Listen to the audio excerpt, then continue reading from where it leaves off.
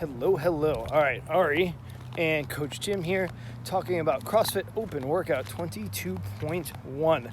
15-minute AMRAP of 3 wall walks, love them, 12 alternating dumbbell snatches, both heads much touch the ground, and box jump overs, 15 of them, where you jump up and you step down, which is a little bit weird, so practice that.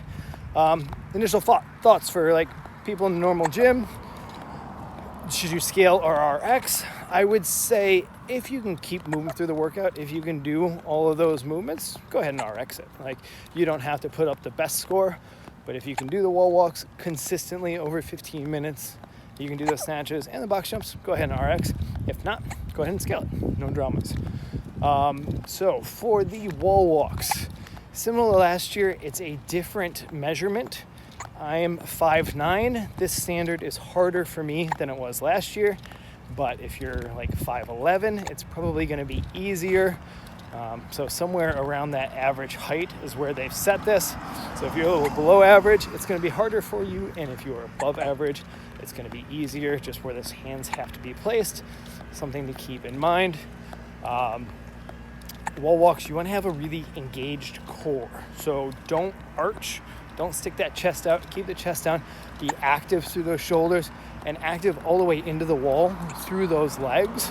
So you're kind of strong and stiff, and you're going to be much more able to get to that closer 10-inch point that you need to achieve for getting into the wall and back out. I like to count my rest on these. Maybe I'm going to count down from 3 and then go, or maybe even longer, but just trying to keep something consistent that I can adjust as needed. But it's going to keep me honest moving through that workout. Scaled, it's a hard start, an easy finish. You have to have your hand past that line, but just keep in mind, we're working to a movement standard here, so you can go from here to here and move your hand 90 degrees and get it behind that line, and then back, and that one counts. Snatches, use those hips, save the shoulders, so try to be very explosive out of those hips as you do these. Remember to alternate, and remember to touch both heads to the ground. Box jump overs, I would recommend practicing these. See how it feels to jump up and step down. I would consistently face the same direction, so you're not going around in circles as you do these, which is going to make sure you're stepping down on alternating legs, so you can kind of keep that fatigue equalized between both sides. In terms of pacing, it's going to definitely get harder as you go.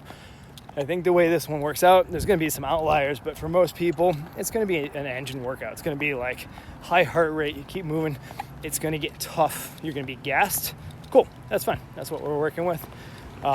Keep your form and stuff. For the wall walks, I already mentioned it. Try to count down.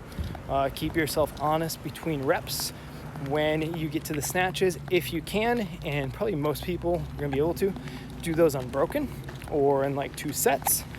And then the box jumps, this is where you can kind of pace yourself, because it's a step down. You're not using the rebound to get back up. You can take that extra quarter second before you jump back up, and you can kind of use that to rest things out. And so when you get done with that last box jump, you get right back to the wall and start your first wall walk. Try to have it so you're not like standing around looking at the clock. You're pretty consistently moving through and controlling the rest in the wall walks and box jumps. There are my thoughts. Cool. Good luck. Have fun. I like it. This is a fun one. Bye, Ari.